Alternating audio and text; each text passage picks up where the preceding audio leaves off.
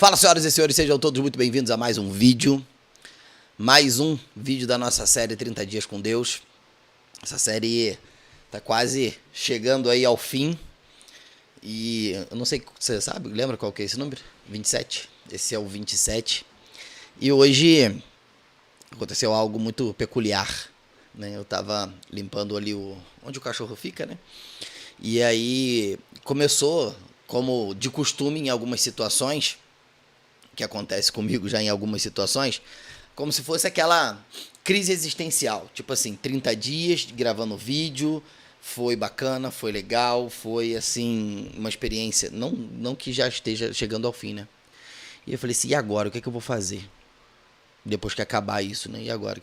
Pra onde que eu vou caminhar? O que é que eu vou falar mais, né? O que eu faço? Então, é como se eu já começasse a sofrer um pouco por antecipação, né?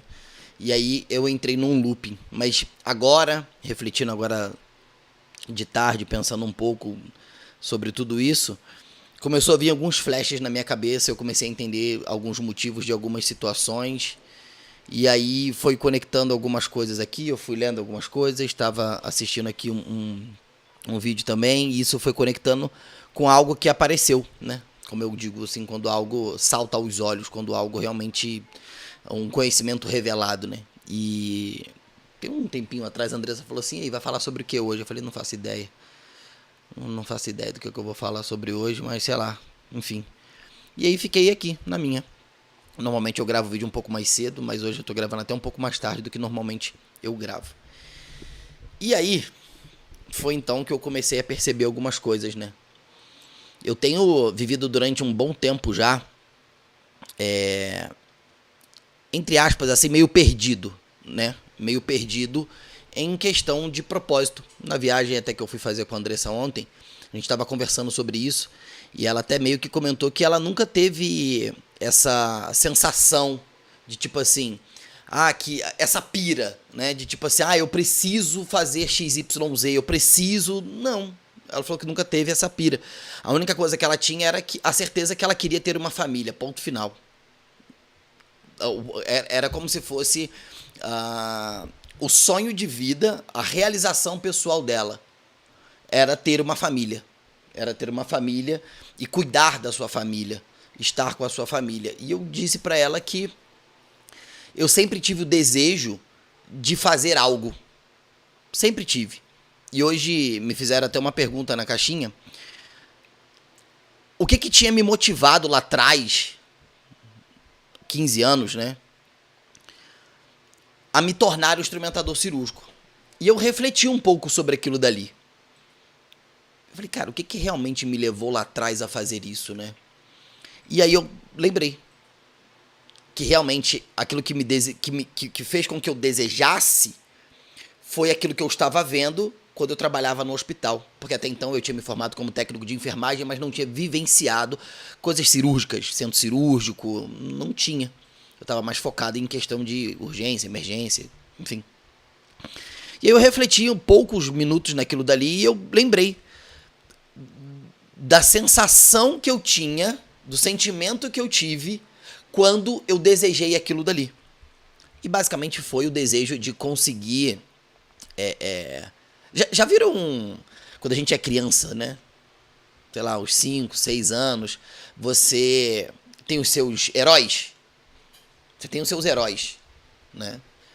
E você meio que se inspira naquele herói e tudo mais. Criança tem muito disso, essa questão lúdica de querer até se fantasiar. E eu me lembro que desde pequeno eu sempre tive essa questão de servir, de ajudar o outro, de contribuir com o outro. Eu sempre tive o desejo de querer tornar a vida de alguém melhor. E eu tinha isso, mas como? Não sei. E eu já cansei até algumas situações falar com a Andressa o que realmente importa pra mim em determinadas situações, de tipo, realmente contribuir, ver a outra pessoa, né, feliz, ver a outra pessoa contente. E eu sempre... Se eu precisar me anular para determinadas coisas, para poder proporcionar algo ao qual eu vou perceber que a pessoa tá feliz, que a pessoa se sentiu bem, tá feliz com aquilo dali, isso pra mim é muito prazeroso pra mim. E quando eu comecei a trabalhar no hospital, eu comecei a olhar os cirurgiões e eu vi os caras e falava, mano, esses caras são sinistros demais. Esses caras, eles trocam o pneu do carro com o carro em movimento. Basicamente essa foi a ideia que eu tive. E aquilo dali pra mim foi inspirador.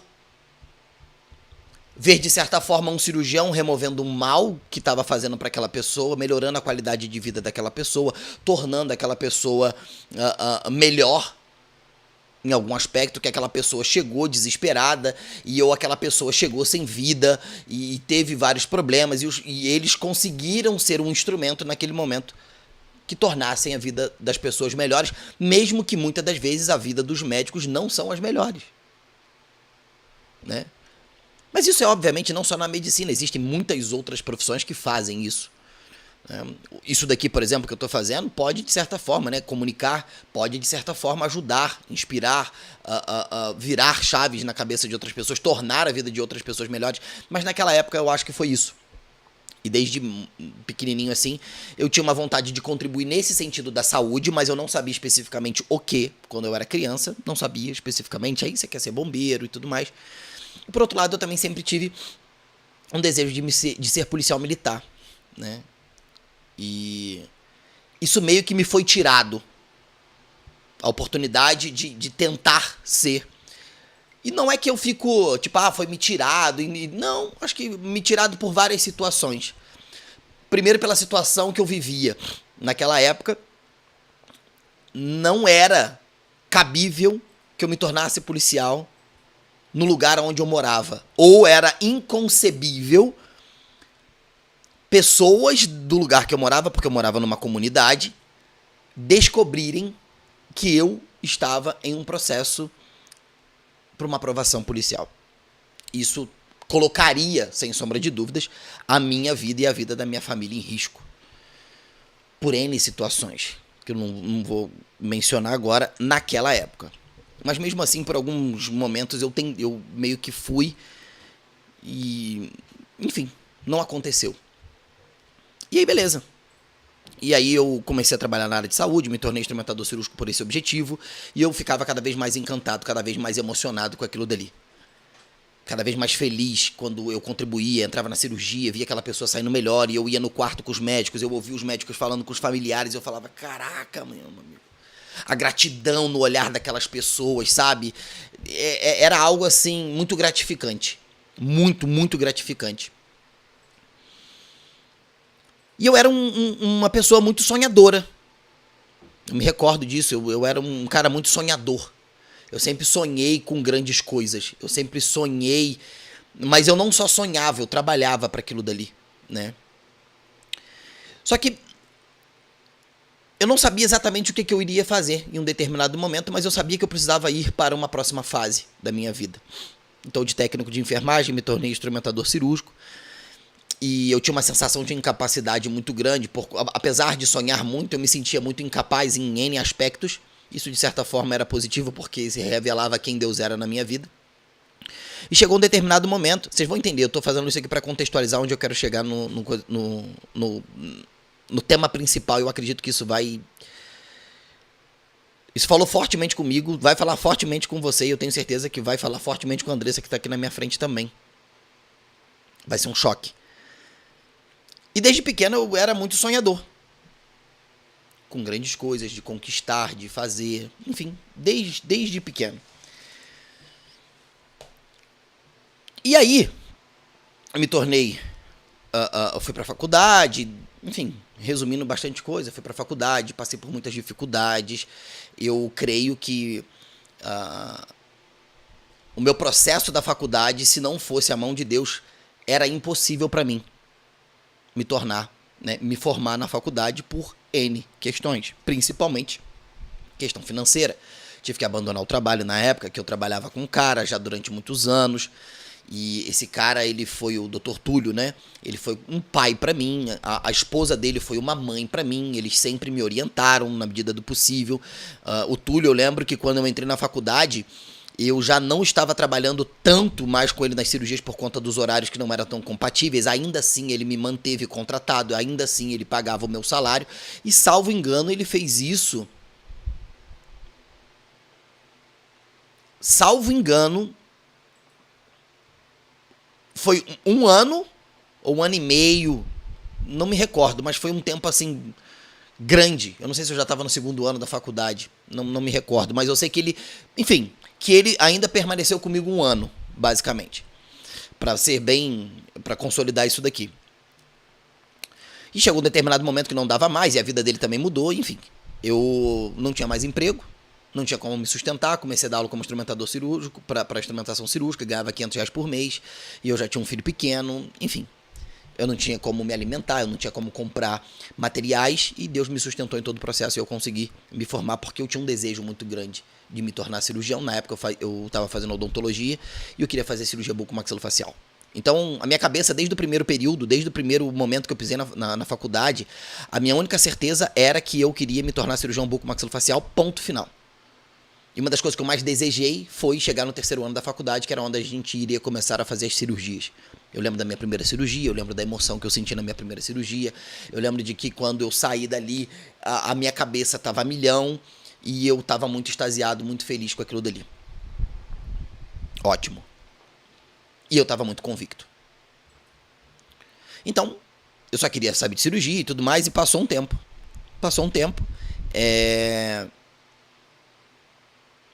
Salvo engano, acho que eu estava já no final do meu quarto ano da faculdade. São 5 anos. Acho que eu estava no final do quarto ano, ou eu estava no quarto ano, não me recordo. Eu fui convidado para dar uma palestra em Belo Horizonte. Foi a primeira palestra que eu fui convidado. Porque na época eu já fazia um trabalho, tanto no YouTube quanto no Instagram, e eu fui lá em Belo Horizonte.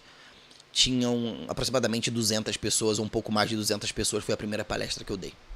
Fiquei muito impactado, porque até então eu não entendia muito bem, né? A gente produzia os vídeos, mas o quanto aquilo dali tinha uma dimensão. E eu lembro que a Andressa estava comigo quando eu terminei a palestra, assim, a gente tinha que voltar. Eu terminei, foi assim, algo impactante demais para mim e para as pessoas que ali estavam. Como que você sabe, Vinícius? Porque quando eu desci, eu fui sair, entrou outro palestrante, eu saí para beber água. Eu tava transpirando muito, tava com a garganta muito seca, eu tava bem extasiado com aquilo dali. E quando eu tava pegando água assim no filtro, eu virei e tinha, sei lá, umas 10, 15 pessoas assim que saíram da palestra e foram falar comigo. E ali eu senti algo assim, tipo, caraca, sabe? Eu consegui, de certa forma, ser usado por Deus para poder falar algo que tocou, motivou, inspirou, ajudou. E, de certa forma, pode ser que tenha mudado ali a vida de pessoas através da mensagem. E eu fiquei muito emocionado com aquilo dali. Literalmente, eu recordo que eu fiquei bem emocionado. Acho que eu cheguei até a chorar quando eu entrei no carro e eu virei pra Andressa e falei que eu queria fazer aquilo dali. A Andressa falou assim, caraca, mas você tá no último ano da faculdade, enfim. E eu falei, cara, eu quero fazer isso daqui, isso daqui é algo muito especial pra mim e tudo mais. Eu fiquei muito empolgado com aquilo dali. Porque, de fato, eu sempre percebi que eu tinha uma inclinação pra falar em público, né? Naturalmente. Nunca treinei, nunca... Nada, mas eu tinha uma inclinação. Quando eu apresentava trabalho na faculdade, era muito engraçado. Quando eu apresentei meu TCC, teve uma vez que eles estavam fazendo um processo lá na faculdade que eu tinha que contar uma história aleatória com temas e eu, tipo... Cara, foi muito legal. O pessoal ria demais e aquilo dali me fazia realmente, de fato, feliz estar ali diante daquelas pessoas falando. E aí eu falei com a Andressa que eu queria me tornar um palestrante. E muitas coisas aconteceram que meio que inviabilizaram naquela época eu entrar numa residência de cirurgia bucomaxilofacial. Me inviabilizaram naquele momento. E aí eu não consegui mais. E aí eu falei, cara, eu vou buscar essa questão de palestrar, de ajudar as pessoas, de ensinar. E aí eu comecei a dedicar tempo a isso. Fazer vídeo no YouTube, fazer vídeo no Instagram, gravar conteúdo, responder caixinha, falar, dar aula, ensinar, instruir, gravar vídeo, fazer livro, escrever livro. E chegou um determinado momento que aquilo dali O que é o natural que a gente vê hoje na internet, né? As pessoas começam a produzir conteúdo na internet E elas vão produzindo conteúdo, vão produzindo conteúdo, vão produzindo conteúdo, vão produzindo conteúdo, e chega num determinado momento que esse conteúdo ele começa, de certa forma, a aumentar, a alcançar cada vez mais pessoas, chegar em mais pessoas, atingir mais pessoas. E isso é natural. Isso é natural, né? E eu já estava na internet desde 2016. E aí chegou um determinado momento, eu lembro que na pandemia eu fiz, eu não sei quantos meses, direto live todos os dias. Todos os dias. E de repente, aquilo dali começou a parar. Eu ligava uma live, tinha em média, sei lá, 200, 100, 250, 120 pessoas. Começou até 2, 5. E aí você chega e fala assim, caraca, eu acho que não era isso. Talvez foi por conta do momento, foi por conta da pandemia e tal. E os vídeos no YouTube começaram a não ser mais... É porque como que a gente que trabalha mede as coisas? Através da resposta que a gente tem das pessoas. Certo? Eu não posso ser hipócrita de dizer que, tipo assim, a gente vai fazer um vídeo, mas a gente não quer que ninguém veja. Não. Como eu vejo às vezes as pessoas falando, não, se eu fizer um vídeo, uma pessoa só for Não, cara. Você não faz um vídeo, você não faz um trabalho para mudar apenas a vida de uma pessoa. Você faz o trabalho para impactar o máximo de pessoas que você pode com a tua mensagem. Ah, mas aí você tem que se contentar com pouco. Não, não tenho que me contentar com pouco. E eu sempre tive muito isso. E mais uma vez, sempre aquele desejo. E aí eu falei assim, talvez seja por conta disso, seja por conta daquilo. E eu comecei a estudar. Comecei a me especializar, comecei a fazer curso. Fiz 1, 2, 3, 4, 5, 6, 7, 8, 9, 10 e fui fazendo. E conclusão, não virava. E todas as vezes eu falava pra Andressa assim, vai acontecer, vai acontecer, vai acontecer, vai dar certo. E não dava. Vai acontecer, vai dar certo, não dava, vai acontecer, vai dar certo, não dava. E isso foi tempos. A gente tá em 2025. Eu tô na internet desde 2016.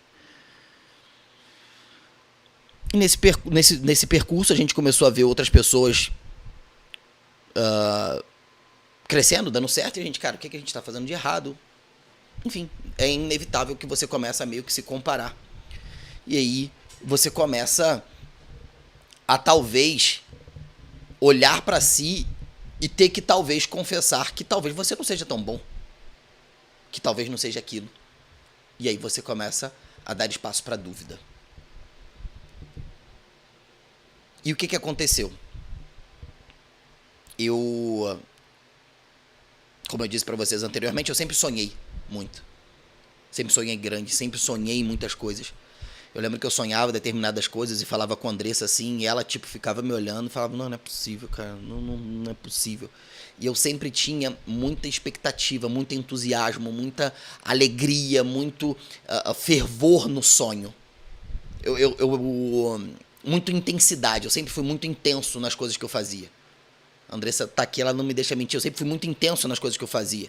Tudo aquilo que eu me proponho a fazer, eu sou muito intenso com aquilo dali. Eu quero viver aquilo dali de fato. Eu quero estar naquilo dali de fato. Só que chegou um determinado ponto da minha vida, não sei exatamente quando isso aconteceu, honestamente falando, que isso sumiu.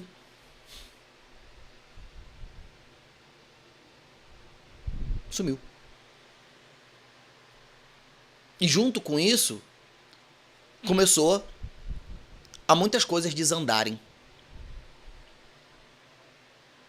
E eu não sei o porquê. Continuo trabalhando com excelência, me dedicando, fazendo o meu melhor. Às vezes eu duvido se realmente estou fazendo. E eu acho que eu parei de sonhar. Honestamente, eu acho que realmente eu parei de sonhar. Porque hoje, enquanto eu tava ali limpando a casinha ali do cachorro, né? Eu já tava tipo assim, caraca, o que eu vou fazer? Tipo assim, eu já fiz isso daqui, e agora? Isso aconteceu algumas vezes. Eu entrava num projeto, eu tinha que fazer uma aula, eu tinha que fazer aquilo dali, e eu fazia de forma muito... Tipo assim, eu tinha que gravar um curso. Cara, eu fazia isso assim, numa rapidez, numa fluidez, que era algo que a Andressa falou, caraca, de gravar aula, de construir, de montar. E por aí foi. E depois disso, algumas coisas começaram a meio que desandar. Eu falei isso até em um desses vídeos aí anteriores, que eu falei, caraca, parece que eu vou abrir uma porta, aí tem que falar assim, ó, tem que girar, né, ali a chave pra direita pra você abrir. Eu viro pra direita, ela fecha. Eu viro pra fechar, ela continua fechada. E as coisas começaram a desandar. E hoje, quando eu tava pensando e refletindo sobre isso, tipo, e agora, né? O que eu vou fazer? Pra onde que eu vou? Eu percebi agora que simplesmente eu parei de sonhar. Por quê? Não sei. Talvez seja por conta de decepções ou de coisas que não deram certo e que eu não consegui administrar. Sabe? Porque eu creio que Deus nos criou com a capacidade de desejar. Tanto que ele fala assim, né? Busque os dons espirituais. Busque isso. Ou seja, deseje isso. Sonhe. Ele falou com José através de sonhos. Ele fala isso lá no livro de Jó, que ele fala através de sonhos. E durante algum tempo eu comecei a perceber que, tipo assim, talvez as coisas não estejam acontecendo porque eu não esteja alinhado com aquilo que é a vontade de Deus. Logo, se eu não estou alinhado com aquilo que é a vontade de Deus, eu não vou fazer. E vou buscar me alinhar.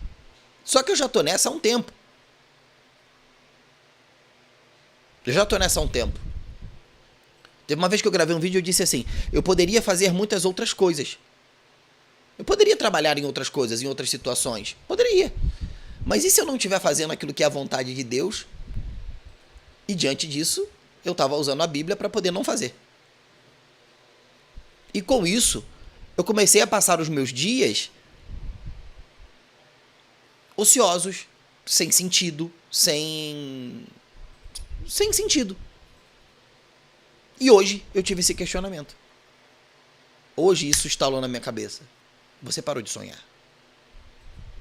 E aí eu tava aqui pensando, quais são os projetos que você e a Andressa têm? O que vocês determinaram que vocês vão fazer, que vocês vão construir? Uma vez eu escutei um pregador que ele disse assim, Deus não te dá dinheiro. Ele investe em você. Ele financia os seus sonhos.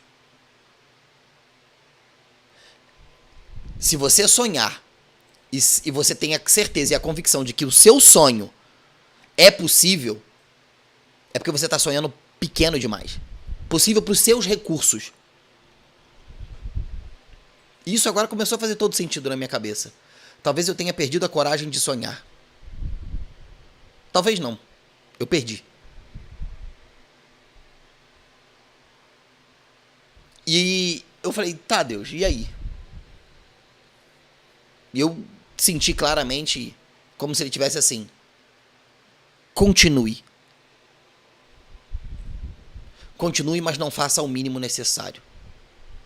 Pois você tem acesso ao coração do Pai para te dar soluções grandiosas, para te dar soluções poderosas. Continue. Continue, continue. E aí eu falei assim, mas... É porque pra gente às vezes é muito complicado. Continue com o quê? Igual quando ele fala pra Moisés assim, Moisés, sai da tua terra, da tua parentela e vai pra terra que eu ainda vou te mostrar. Ou seja, primeiro ele pede pra que ele tenha uma ação. Sai. Pra onde? Eu vou te mostrar. Cara, imagina como que foi a cabeça de Moisés. Eu não sei se foi igual tá a minha agora. Mas tipo assim, tá, e aí? Continue pra onde?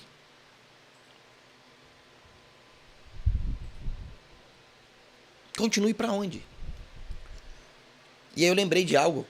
Tá lá em João que diz que eu sou a videira verdadeira e meu pai é o agricultor. Aquele que está em mim e não dá fruto, ele corta. Mas aquele que está em mim e dá fruto, ele poda para que possa dar mais frutos. Então, eu preciso permanecer. Permanecer conectado na videira. Só que aquilo que eu disse pra vocês em um desses vídeos.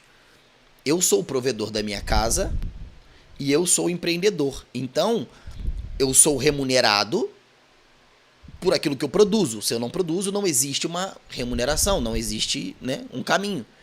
E aí eu estava escutando hoje algo que o Bill Johnson diz assim: Deus suprirá as suas necessidades, mas aquilo que você deseja, você precisa correr atrás. E eu me fiz uma pergunta: o que eu desejo? E a segunda pergunta: as suas necessidades estão sendo supridas?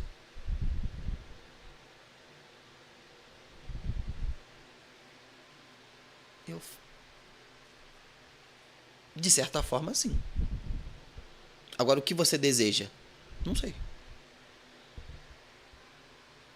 Não faço a mínima ideia. E aí ficou isso muito forte na minha cabeça. Volte a sonhar. E ficou essa pergunta: o que você tem sonhado, você e sua mulher? O que vocês têm planejado? Quais são os passos? O que vocês querem conquistar? Para onde vocês querem ir? E honestamente eu já entrei muito em conflito com a Andressa acerca de determinadas situações. Porque muitas das vezes eu queria determinadas coisas que na cabeça dela, matematicamente, racionalmente, era inviável. E eu sempre depositei nela o ato de produzirmos juntos. Por exemplo, o trabalho que nós temos hoje, ele depende um do outro. Se ela não faz, eu não faço. Se eu não faço, ela não faz. Entende? Então, existe como uma engrenagem para funcionar, precisa das peças girando. E eu acredito, honestamente, que com o tempo a gente perdeu isso. Então, não falo mais somente por mim, porque isso, de certa forma, impacta ela também. E muitas das vezes a gente passa o dia se preocupando com coisas que não vão levar a gente a lugar nenhum, fazendo coisas desnecessárias que não era pra gente estar fazendo. Tem um pensador que diz que uma das piores coisas da vida é você fazer muito eficazmente aquilo que não deveria ser feito. E talvez a gente esteja fazendo muitas coisas de uma forma muito boa que não era para ser feito. E as coisas que a gente aos quais deveria estar fazendo, a gente não está fazendo. E por incrível que pareça, hoje eu falei para ela assim: a gente precisa fazer alguma coisa. Aí se ela virar para mim: tá, mas o quê? Eu não sei. E por quê? Porque não temos mais sonhos. Não temos mais desejo. Eu não sei se você é casado, mas você vai perceber que um alinhamento no casal, até na palavra do Senhor diz que um reino dividido ele não subsiste. E esse reino dividido não necessariamente são pessoas inimigas, mas são pessoas que pensam de formas diferentes ou pessoas que não estão em um alinhamento, que não estão em um acordo. Eu não estou dizendo que eu não esteja com a minha mulher, pelo amor de Deus, ela está até aqui na minha frente, não é isso. A questão é que o projeto ele precisa estar em alinhamento. Para fazer determinadas coisas, a gente precisa estar em alinhamento.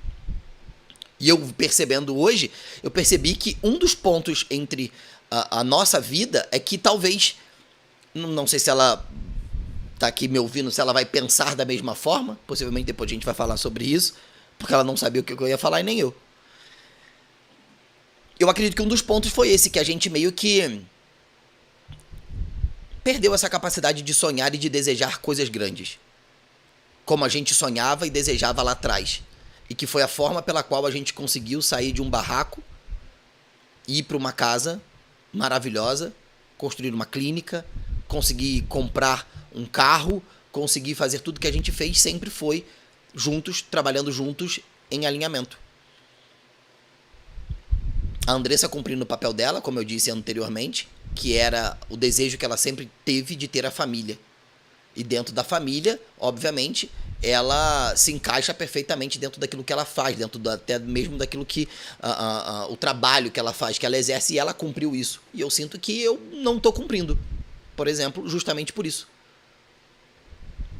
E aí eu preciso realmente, de certa forma, a gente tomar um pouco de cuidado acerca de com os pensamentos de confusão, de dúvida, pois isso não provém do reino. E por isso que eu senti isso. Continue, porque lá em João diz que aquele que está em mim, quer ver? Se estiveres em mim, João 15:7, se estiveres em mim e as minhas palavras estiverem em vós, pedirei tudo o que quiseres e vos será feito. Nisto é glorificado meu Pai, em que deis muitos frutos. Assim sereis meus discípulos. Como o Pai me amou, também eu vos amei. Permanecei neste amor.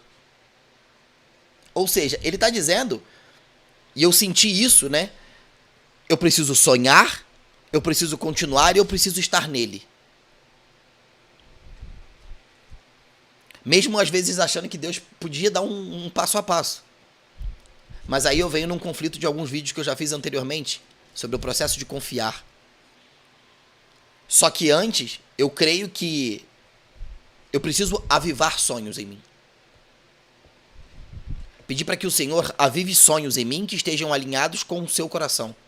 Alinhados com aquilo que Ele quer. Porque talvez em todos esses processos de algumas decisões que eu tomei por um desejo meu. De querer fazer determinadas coisas. Por mim.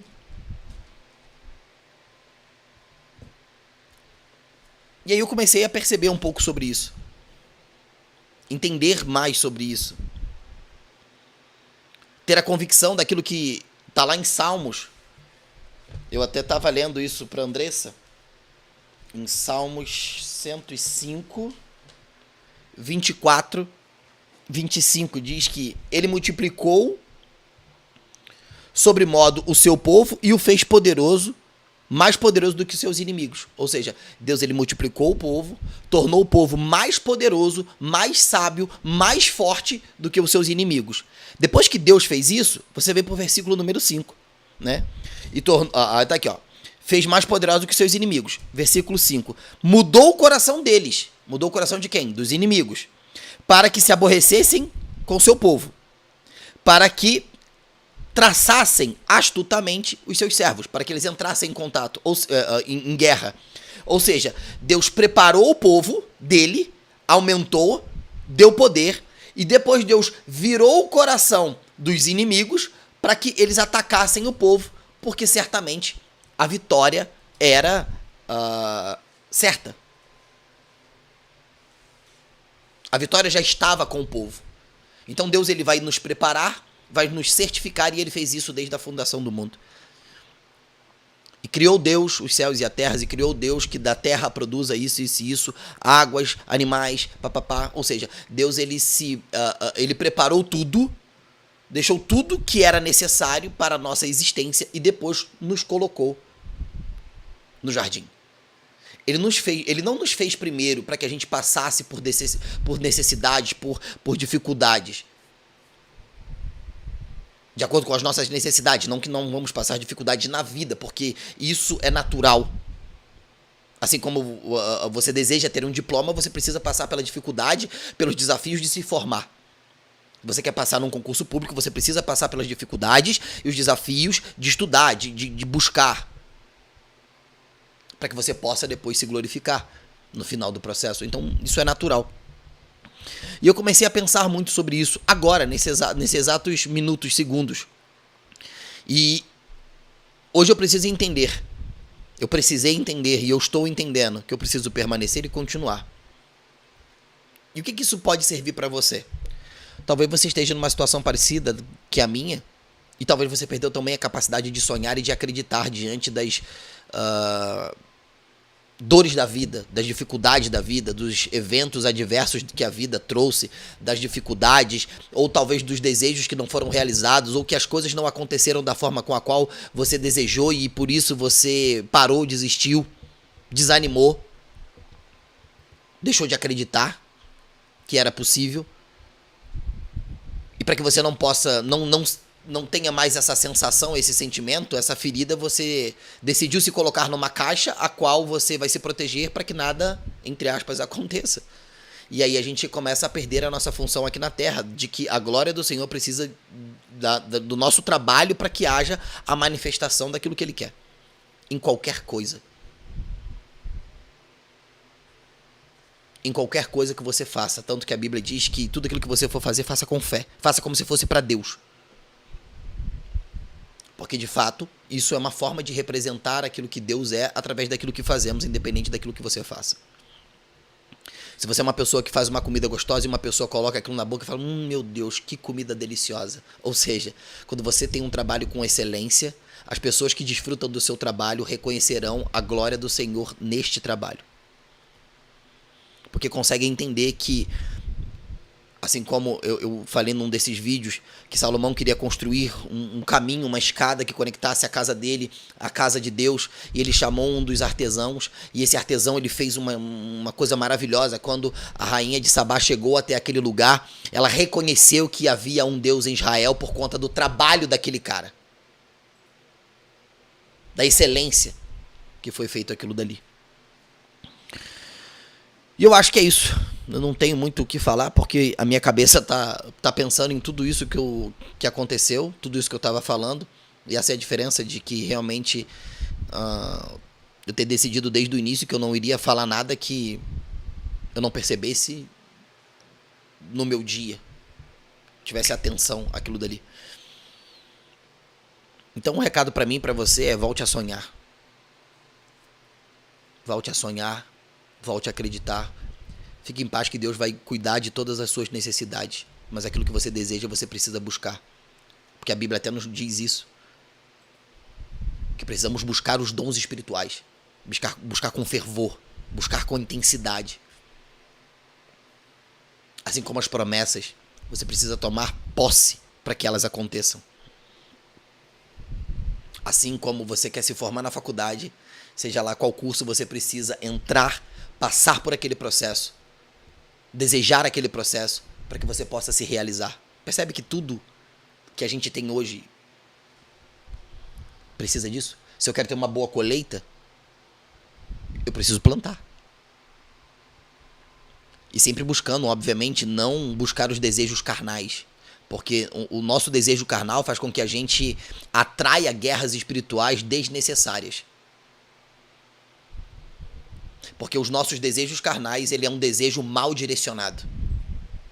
Quando eu desejo algo que não está alinhado com aquilo que Deus quer, é um desejo desalinhado do coração do Pai. E aí hoje eu ouvi o Bill Johnson que ele falou que existem 3 situações, e aqui eu encerro o vídeo, aos quais Deus não responde a oração. Os motivos pelos quais Deus não responde a oração. O primeiro deles é que Deus, ele não vai responder uma oração a qual ele tenha que violar a sua natureza para que ele possa responder. Salvo engano, está lá em Lucas, quando Tiago e João viram para Jesus e dizem assim: quer que oremos para que desça fogo e mate a todo mundo? E aí Jesus diz: vocês não sabem qual é o espírito que estão sobre eles. E que isso não é o desejo do meu Pai, porque a gente destrua as pessoas, mas que a gente consiga, que a gente leve essas pessoas até Ele, conhecer a vontade dEle. Então Deus não vai fazer algo que viole a natureza dEle. A segunda é que Deus não responde orações que prejudicam o seu propósito. Às vezes você está desejando para que algo aconteça, mas se algo acontecer, vai tirar você do seu propósito. E terceira, Deus não vai responder orações que enfraqueçam a sua identidade em Cristo. E é isso, senhores. Espero que vocês tenham gostado desse vídeo. Esse vídeo foi um vídeo muito reflexivo até para mim. Deixe seu like, se inscreva no canal, deixe seu comentário. Tamo junto e até o próximo vídeo.